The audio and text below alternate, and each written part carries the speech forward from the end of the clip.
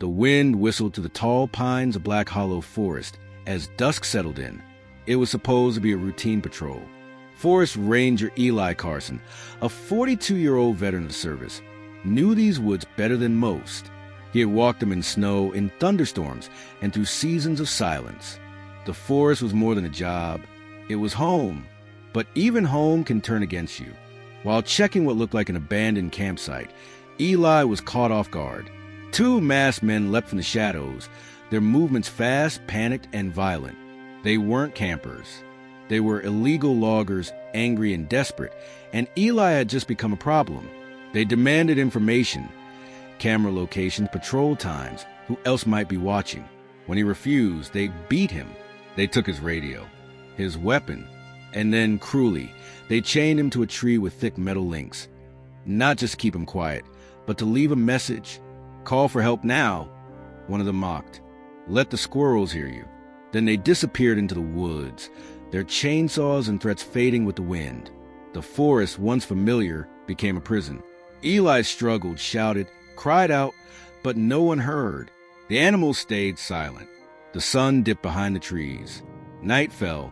The cold crept in like a ghost, stealing warmth from his body. His hands ached from the steel biting into his wrists. Thirst burned. Hunger clawed at his stomach.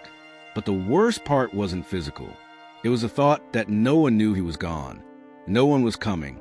3 days later, across the ridge, a separate call brought a search and rescue team into the forest. A missing teenage hiker, last seen near the North Trailhead. The team included AK-9 unit, elite German shepherds trained for scent detection, tracking, and rescue.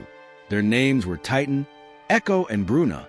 Their handlers gave them the scent of the missing hiker's hoodie, but as they fanned out into the woods, something changed.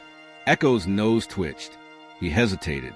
Then, with no warning, he broke from the formation and darted into the trees. His handler, Officer Diaz, shouted after him, but Echo wasn't lost. He had found something else. Titan followed, then Bruna. For nearly an hour, the team trailed the dogs through underbrush, across streams, and over fallen logs. GPS signals flickered. The forest grew denser.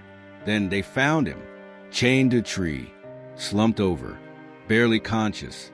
Eli looked up when he felt warm breath on his face. Echo was there, whining softly, tail low, licking the blood from his wrists. Titan lay beside him, steady and calm, guarding him like a packmate. Bruna let out a bark, sharp and urgent. Officer Diaz radioed for medevac immediately. Eli survived. He spent 2 weeks in the hospital and many more in physical therapy. But what stayed with him more than the pain was the moment he opened his eyes and saw those dogs, silent, loyal, alive with purpose. "They weren't tracking me," he would later say with a shaky voice. "They chose me." He keeps a photo on his desk now.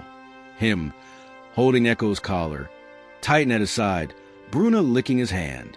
Beneath it is a simple caption: "Not just trained to protect, trained to love." And that made all the difference.